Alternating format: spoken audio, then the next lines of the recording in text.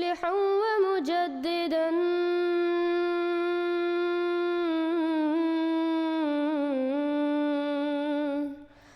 فارنوا بنظر طاهر وجنان.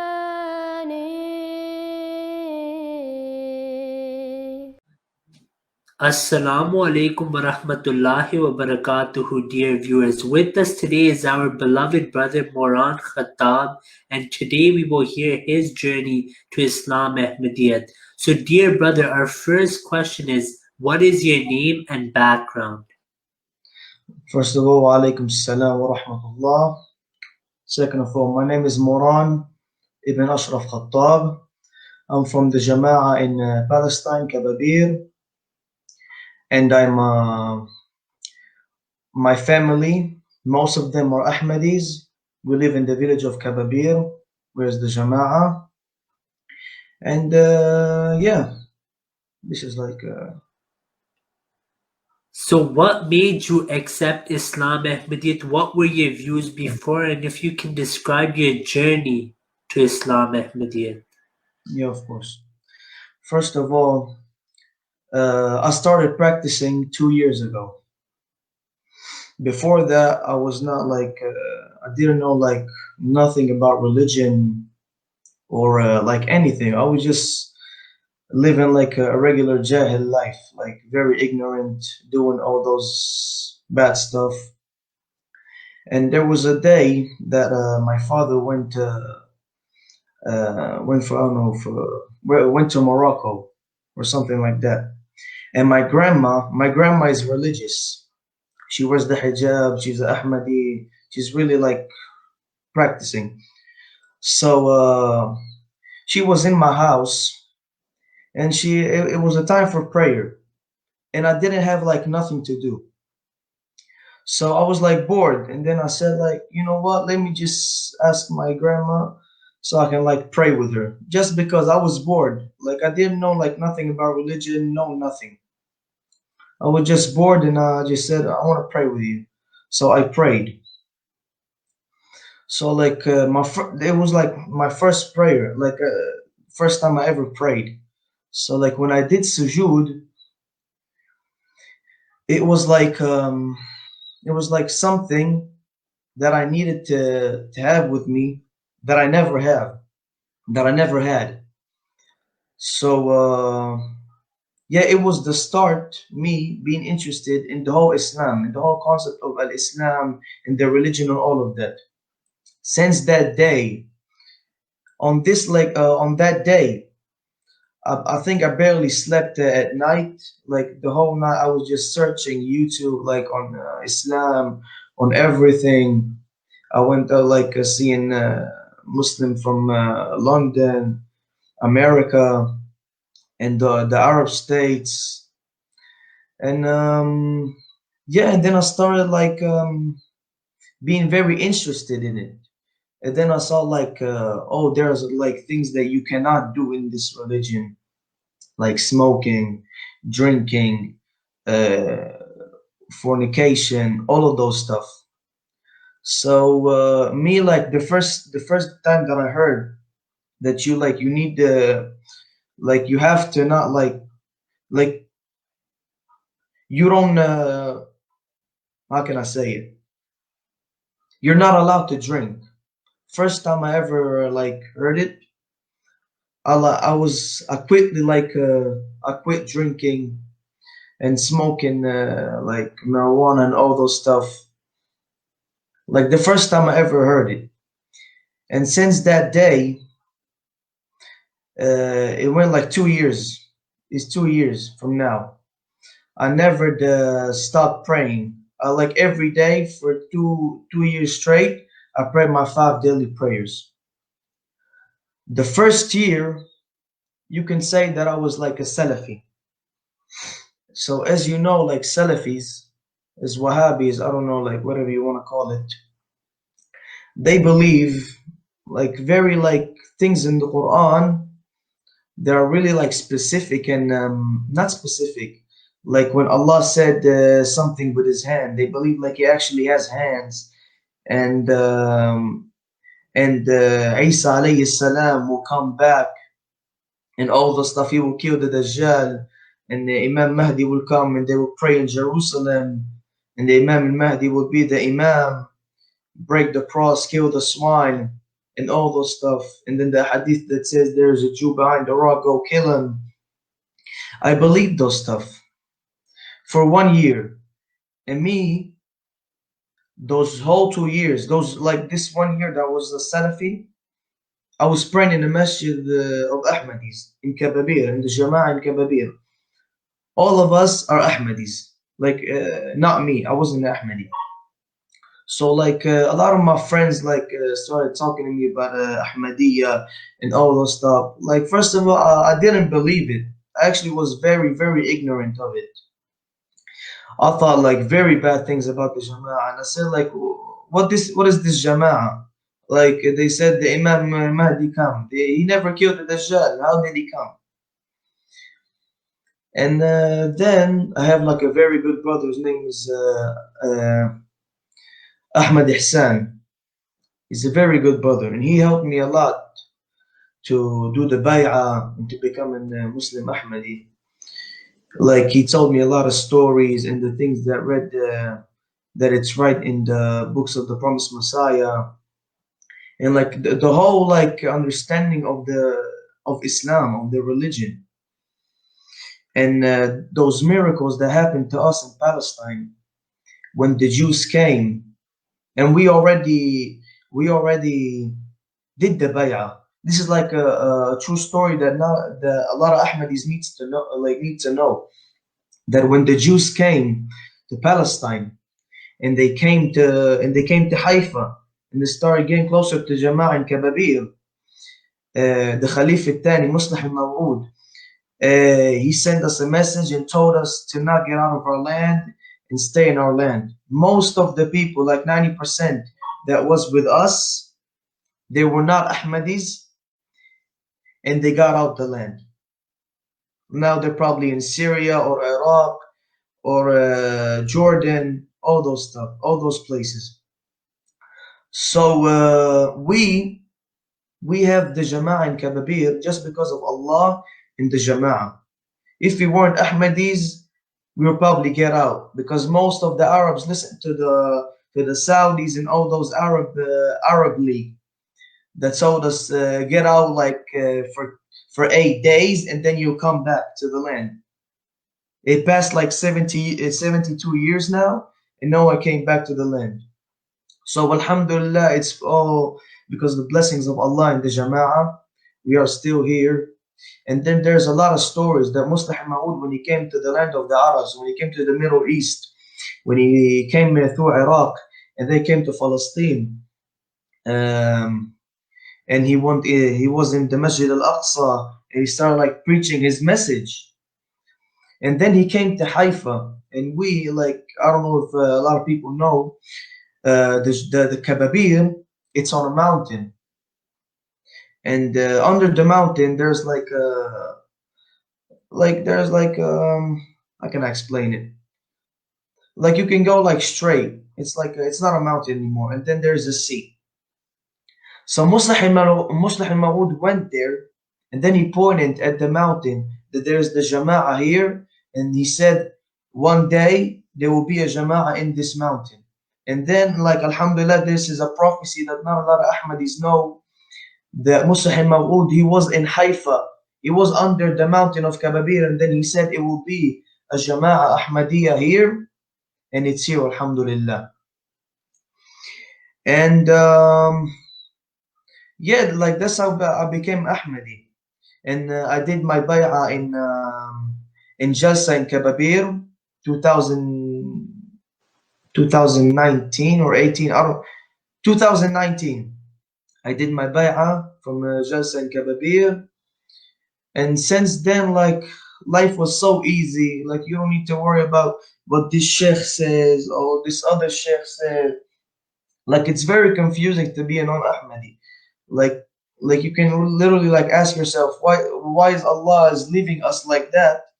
Like he will not maybe send like a mujaddid. There's a hadith that says like every 100 years you need to come a mujaddid. Why there's no mujaddid? Why people are still following the same thing and the same thinking of 1,400 years ago. Like they need to come to Mujaddid. It's like different time. So yeah, like when I became an Ahmadi, I started understanding Islam in a very beautiful way, a very beautiful way, and like I understood it very good, and life just became easy. I started like doing a lot of things for the Jama'ah, donating blood, and now and Saturday will come. We're going to do tabligh of the Jama'ah. We're gonna go to places in Haifa and talking about the Jama'ah and the Messiah has come and all those stuff. And yeah, like for me, like personally, I started doing good things for the Jama'ah. Sometimes cleaning the mosque and all those stuff and doing good things and just increased me. And I was like happy. And yeah, it's like that's it. So, brother, really important points you made there, that the Prophet Muhammad sallallahu alaihi wasallam told us of Mujaddideen and the Latter-day Messiah and Mahdi, and you have Alhamdulillah accepted him. So, a quick question for you is, things as a Salafi, like for example, you believed Hazrat Isa alayhi salam is alive in the heavens physically. So, what helped you change your view? Maybe you can mention what verse of the Quran or what incident changed your view on this belief and the other beliefs.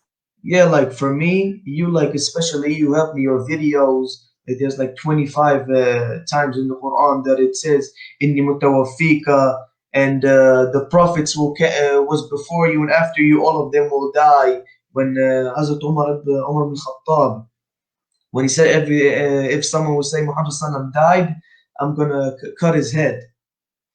And then Abu Bakr told them. Yeah, I don't know the whole hadith, but yeah, like there's a lot of hadiths and in the Quran that is like when I see those videos of the Salafis and they say like the Sunnis, when they say like you don't know what it is like khatam or inni mutawaffika, like I'm in Arab. The only thing that we use is like is zalami tuwaffa, hada tuwaffa. Like people, he's died, she died. Like there's no other like translation for this word. So I didn't understand it. I thought like when I was a Sunni, I thought like I don't understand the Arabic language. But when we say how this guy tuwaffa, هذا tuwaffa, like when someone died in Kababir, we say on the Jama on our mosque, this guy tuwaffa or this woman tuwaffa. Like I don't know other translation for this word. And like there's a lot of things. And when it says in the Quran, وَرَفَعَكَ إِلَيْهِ وَأَرْفَكَ إِلَيْهِ, something like that, when Allah told him. And they think, no, he lift them up for the heavens. Like there's a lot of places in the Quran when Allah is talking about righteous people, righteous prophets, and he said, وَرَفَعْنَاهُمْ وَرَفَعْنَا لَكَ ذِكْرًا. When he said to Muhammad sallallahu alaihi wasallam, what he raised his thinking or know through the heavens. And like when it says وَمَا قَتَلُوهُ وَمَا صَلَبُوهُ وَلَكِنْ شُبِّهَ لَهُمْ, when we understand it, like when he was on the cross and then at night, something like that, he got out the cross. Like when Allah said وَلَكِنْ شُبِّهَ لَهُمْ, it actually makes sense. So at the daytime, they actually saw him on the cross. And then he actually, I don't know how, he just got out from the cross. And he was not crucified. Like when they say وَلَكِنْ شُبِّهَ لَهُمْ, no scholar can answer that. Allahu A'lam, they say. Like all those other errors in their religion, like. And then when my brother Ahmad, they told me about Ahmadiyya and how we think and all those stuff, like it was so easy and it was like actually logical to believe those things, and not to believe in the Messiah that will come and kill people. Like Muhammad sallam to his enemies, if there was a way to do peace with them, he would do it. Why should come a Messiah, and why should Isa, a prophet of Bani Israel, come to the Muslims? Like it just doesn't make sense. In the Gospel, it says, "I came only for the lost tribes of Israel." He don't have nothing. He was a prophet. He was a Muslim, but in the nation of Islam, the nation of Muhammad, like he already died. He can't affect nothing. Yeah, brother, that's Jazakallah, brother. So if you can tell us that how people reacted to when you became an Ahmadi Muslim. when the people react. I became an Ahmadi Muslim. It's like there's not a lot of people who reacted. Like most of the people who was in my circle was Ahmadis. Like they became happy for me.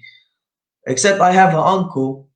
He's of he's ignorant, and he was doing a lot of bad stuff.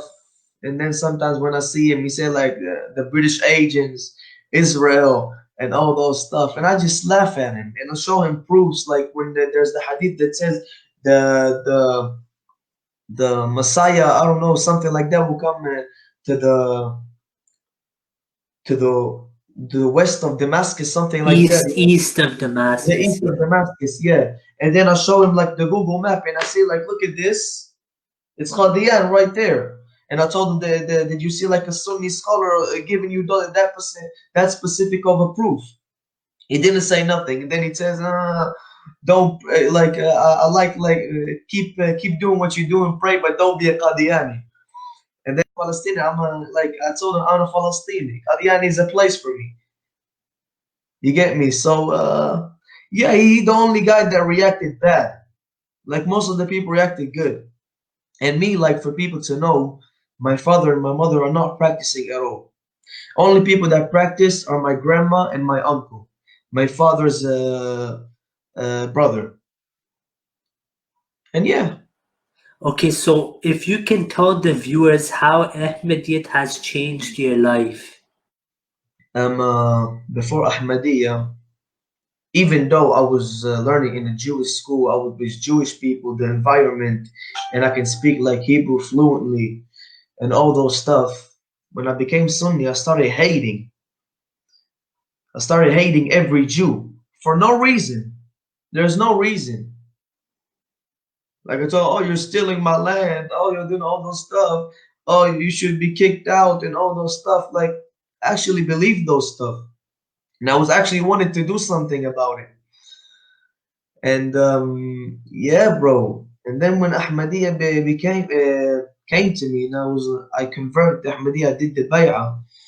I started loving everyone. I have Christian friends, Druze friends. Druze is like kind of a Muslim that they became deviant, and I don't know when. I have Druze friends. I have Jewish friends, Christian friends, Muslim friends, Sunni Muslim friends, Ahmadi Muslim friends. I have all of them. I love them all. And I work in a hospital in the state of Israel. It's just called the hospital of Rambam. It's like a place with almost all of them are Jews. If I was a Sunni, I don't think I would work there. And now, Alhamdulillah, I still have love for them because I don't blame them. I don't blame them what their ancestor did because of the Zionist thinking. They need to come to Palestine, remove the people, and give European Jews to come here. I'm not gonna blame them. It's not their sin. So because I'm an Ahmadi, I can do those things. And I'm working in a hospital, very good job. And like Allah's keep blessing me when I became an Ahmadi.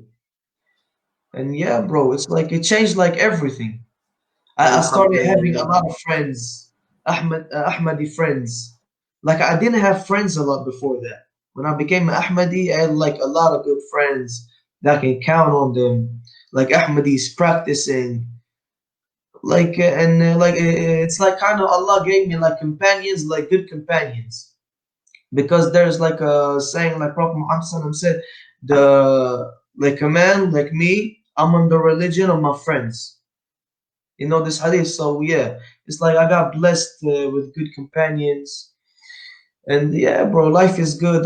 Inshallah, Allah will guide my parents and my close ones, inshallah. And yeah, bro, Ahmadiyya like changed everything for me, basically. If you can also shed some light on the importance of Khilafat and why other Muslim groups need the Khalifa. Listen, the Khalifa, when the Khalifa is in the dunya, like it's here in the world, the honor of the Muslims when the Khalifa is here, the honor of the Muslims is very high. When there is no Khalifa and there's all those sheikhs saying all those things, there is no blessing. There is nothing. The Khilafah, it's I can't even tell you. It's like it's so it's so important, and like all those other Muslims, wallahi, they need it the most. When all of them, this sheikh said this sheikh said that, and they're calling other people, this is a mujaddid, this is all of this. If you have a Khalifa, everything is simple. You follow his orders, and he loves you. You can send him message like every month. Like we in Kababir, we can send him like messages. We can write messages for him every month. Yadullah. And yeah, bro, like I can't even explain how different it is. It's just mind blowing. Like when you don't have like Khilafah, it's like it's so strange. Like you want maybe to Allah maybe to speak to you or to do something. Like if you're a Sunni, you believe that Allah is not gonna talk to you. It says like to pray. If you want that Allah will talk to you, read the Quran. I mean, I know it's true, but He did to all the people before us. He talked to them, and why not to us? They be like, A'udhu Billah, they believe like we have like a dead God. He can't speak to us, like He don't care about us. Now He just don't want to talk to us. And when you're Ahmadi and you have Khilafah fil ard, in the world, life is so easy. And wallahi, it's like a blessing you can't even describe. Jazakallah, brother. So in the end, if you want to give a message to the anti-Ahmadis, because you're active on YouTube, you watch these videos, so if you want to give them a message, and we can inshallah close with that. Yeah, first of all, they need to know that there's a lot of Arabs are becoming Ahmadis, and they're like excuse that they say like if you know the Arabic language very good, you will not be Ahmadi. Like you need to read those stuff good, you need to understand those stuff.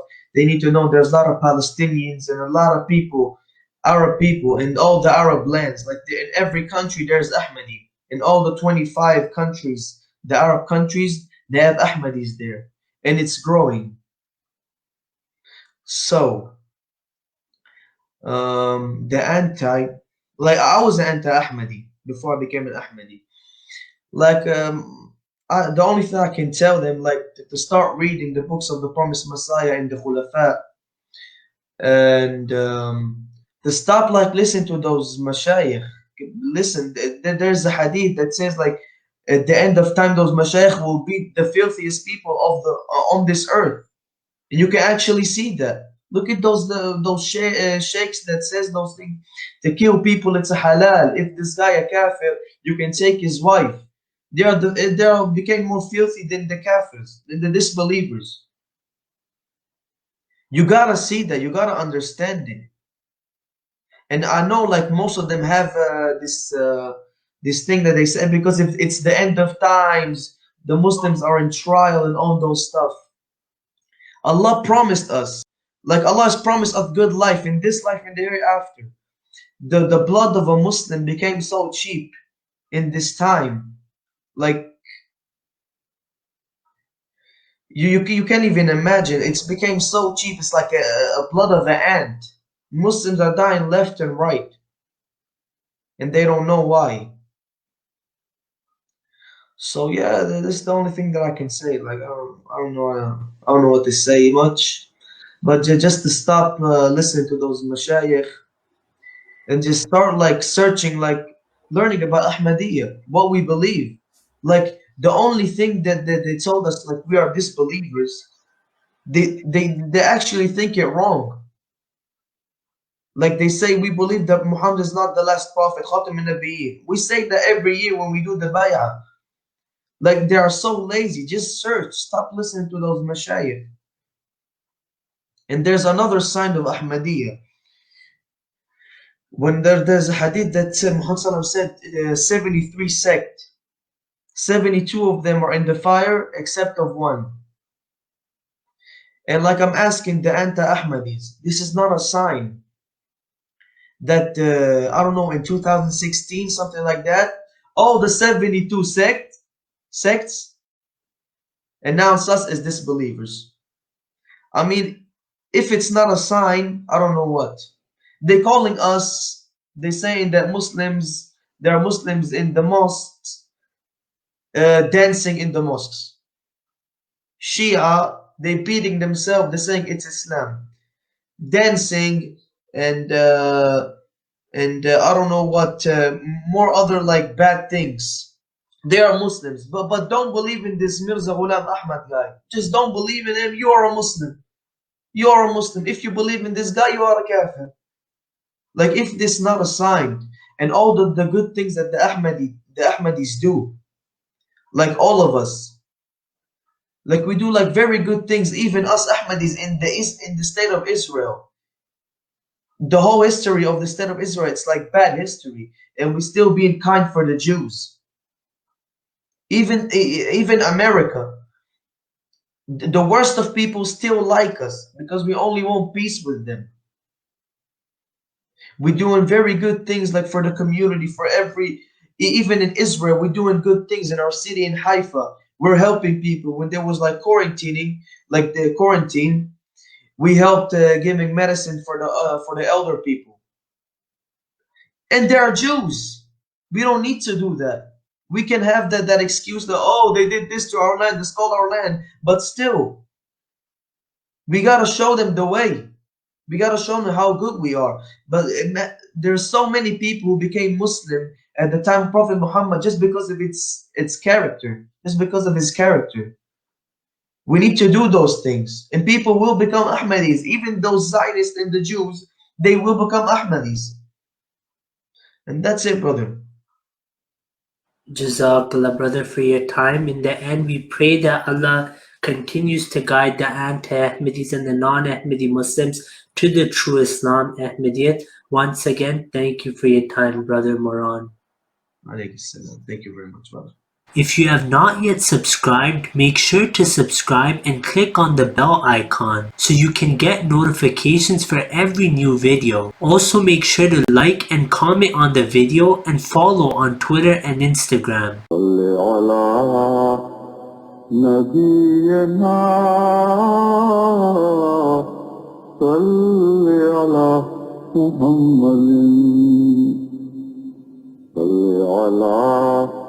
سفينا صل على محمد